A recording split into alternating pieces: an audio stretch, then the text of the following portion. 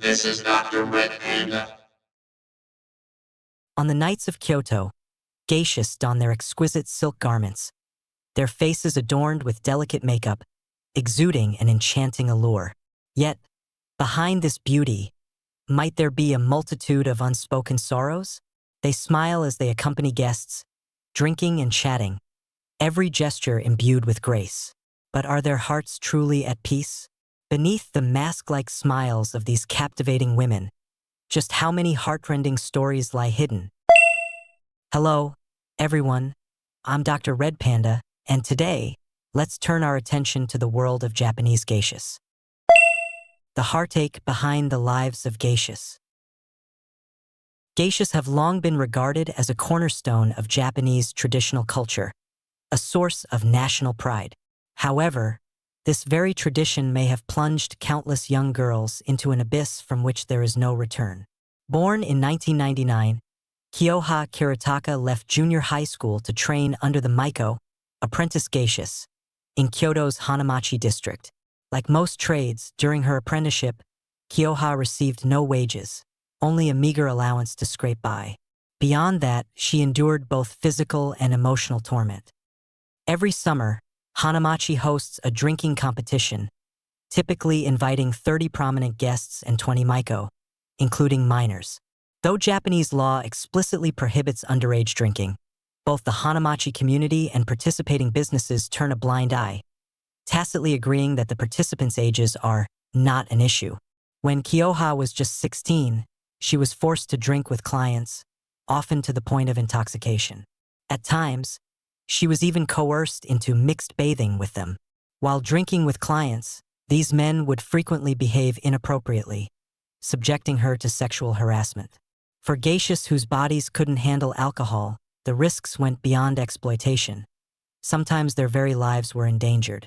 There was once a Maiko with a constitution intolerant to alcohol who was nonetheless forced to join the drinking event. After passing out, she was carelessly put into a taxi with no clear destination. Later, she was found unconscious on the roadside. Fortunately, a kind passerby intervened, averting a tragedy. Otherwise, the consequences could have been dire. Yet, even when the Maiko felt wronged, not only did no one stand up for them, but they might also face gaslighting and manipulation. For people like you with no skills, if you quit being a Maiko, the only path left might be prostitution. How would you survive then? Are you going to sell your body for the rest of your life?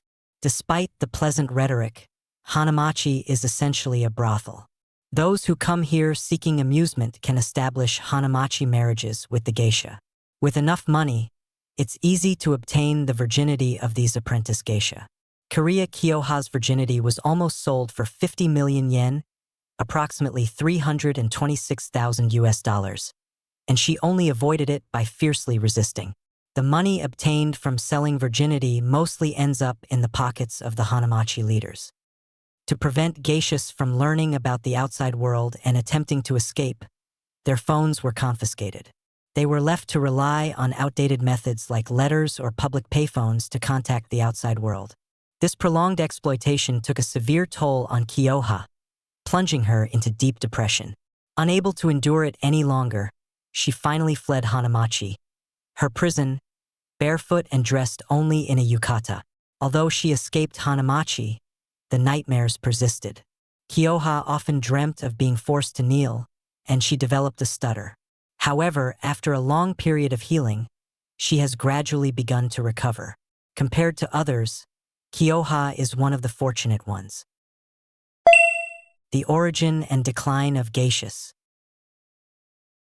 In ancient Japan, women were not allowed to appear in public, so the earliest geisha were all men who performed programs such as singing, playing the large drum, and telling comic stories.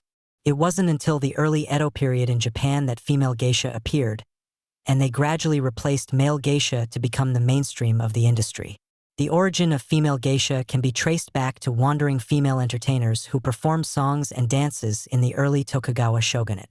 At that time, the Tokugawa shogunate, in order to increase one tax revenue, no longer allowed private prostitution, forcing private prostitutes to turn to singing and dancing to disguise their selling of themselves, thereby exploiting loopholes in government regulations. Later, they became geisha who both performed and sold their bodies. By the mid-18th century, the geisha profession was legalized, and professional norms and customs were established accordingly. The work of geisha completely became serving tea guests, chatting with them, and performing songs and dances with shamisen and fans, but in principle, they only sold their art and not their bodies, and no longer served through sexual favors. In Shinbashi, Yanagibashi in Edo, now Tokyo, Gion in Kyoto, and other places, geisha houses specializing in such performances appeared one after another.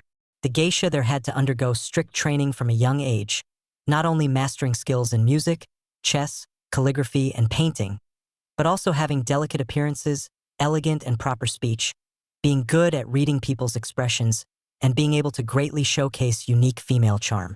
Before World War II, geisha training typically began at age 10. However, with the introduction of Japan's Child Welfare Act and Labor Standards Act, training can now only start after junior high school graduation. As a result, today's maiko, apprentice geishas, are generally girls aged 15 to 20. Even so, entering a geisha house doesn't mean one instantly becomes a geisha.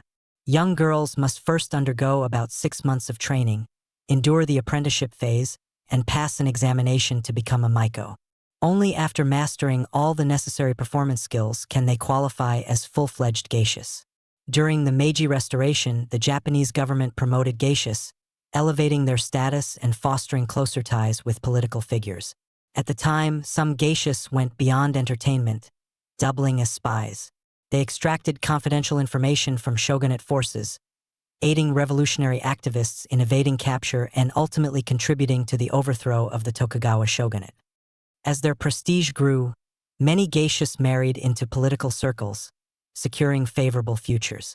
Japan's first prime minister, Ito Hirobumi, who famously declared, "I'd rather lie drunk in a beauty's lap than soberly hold the reins of power," married a geisha named Yumiko, even breaking off his engagement to his fiancée, Sumiko, to do so.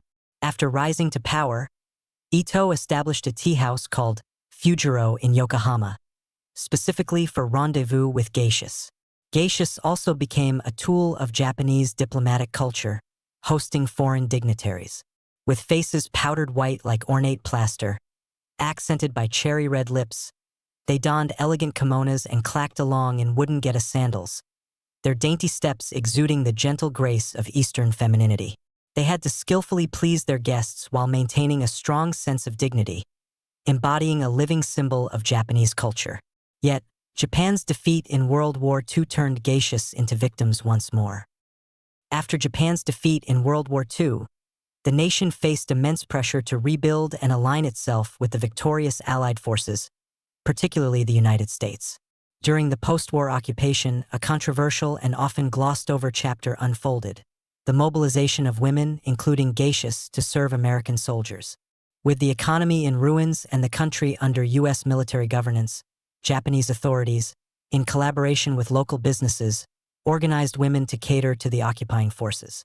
Some geishas, traditionally trained as entertainers, were drawn into this system, where they had little choice but to comply with the soldiers' demands, ranging from companionship to, in many cases, sexual services.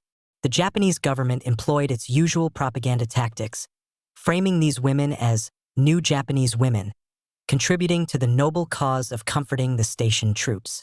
This narrative was a stark departure from the geisha's historical role as refined artists, further blurring the lines between their profession and prostitution.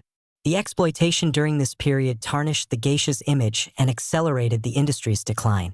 From a peak of tens of thousands before the war, their numbers plummeted. By the early 21st century, only 1,000 or 2,000 remained. A drop exacerbated by Japan's economic bubble burst in the 1990s, which eroded the financial support of wealthy patrons who once sustained the geisha world. In an attempt to preserve the tradition, Japan rebranded geishas as cultural icons, focusing on their artistic skills rather than their past associations. Yet, the grueling training, years of mastering dance, music, and etiquette, coupled with diminishing returns, deterred new entrants. Today, geishas are a rarity, mostly concentrated in Tokyo and Kyoto, their numbers barely a shadow of their former glory. Ironically, while the profession teeters on the edge of extinction, it retains an aura of elegance and mystery to outsiders. For many foreign tourists visiting Kyoto, watching a geisha performance or dressing up as one for photos is a cherished way to experience Japan's heritage. This polished image, however, was shattered by the revelations of Kyoha Kiritaka, a former Maiko. Her exposé laid bare a darker reality. Geishas, even in modern times, faced physical and emotional abuse, exploitation, and coercion. Allegations that suggest the industry's cultural veneer masks a system still profiting off its practitioners. Kyoha's claims sparked outrage across Japan, though some questioned their veracity. Yet, her account found support from other ex-geishas and even patrons of Hanamachi, Kyoto's geisha district. One netizen recounted how, at a corporate event featuring Maiko, he asked about underage drinking, a clear violation of Japanese law, and was told by a local organizer that authorities and police tacitly permitted such practices. These corroborations suggest that, far from being a revered national treasure, the geisha industry may still harbor systemic issues, hidden behind its graceful facade. Japanese netizens have expressed shock and disbelief at the revelations surrounding the geisha industry. One commented, "It's unimaginable that in 21st century Kyoto's Hanamachi, something akin to ancient brothels still exists." Another remarked, "I thought modern Maiko just performed dances and drank with guests. Isn't this the kind of thing you'd only see in manga or the Edo period?" At its core, no matter how nobly the geisha profession has been packaged throughout history, it has never fully escaped its roots in Japan's sex and entertainment industry. This broader Fuzoku customs industry remains a pillar of the Japanese economy, generating over 4.5 trillion yen, approximately $45 billion annually, and contributing roughly 0.4% to the nation's GDP. Outpacing traditional sectors like printing, journalism, and sake production, it has become an undeniable cash cow for the government, ensuring its enduring vitality. Japan did take steps to curb overt prostitution with the Prostitution Prevention Law of 1958, which criminalizes paid sexual intercourse and offers rehabilitation to women involved, aiming to help them become self-sufficient. On the surface, this signaled a firm stance against the sex trade. However, the law's loophole, permitting activities short of penetrative sex in exchange for money, allowed the Fuzoku industry to thrive in a legal gray zone, mastering the art of edging around regulations. This ambiguity has fueled persistent issues within the geisha world, making systemic reform elusive. Meanwhile, tourism has been a driving force behind Kyoto's economy. In 2006, Japan launched its tourism nation policy, and Kyoto seized the opportunity to reinvent itself. Over the next decade, foreign visitors surged from 500,000 to 8 million. By 2018, the city welcomed 52 million tourists, generating 1.3 trillion yen, roughly $8.5 billion in revenue. In 2019, that number climbed to 53.5 million, with 8.8 million from abroad. Beyond attractions like Nara's deer, most are drawn by the allure of geisha culture. What began as a promising avenue to showcase Japan's heritage has, in many ways, devolved into a profit-driven enterprise cloaked in tradition. Why has a cultural symbol like the geisha, meant to embody refinement, become a vehicle for exploitation under the guise of preservation? When the temptation of money proves irresistible, even the most exalted ideals can crumble. Isn't this an inescapable tragedy of human nature, that everything seemingly noble risks falling into corruption? And that's a wrap for this episode of the video. I'm DR.RED Panda. If any of you have your own perspectives, or if you think there are any errors in the video, feel free to leave a comment in the discussion section. If you found this video helpful, don't forget to subscribe and give it a thumbs up. Until next time, take care.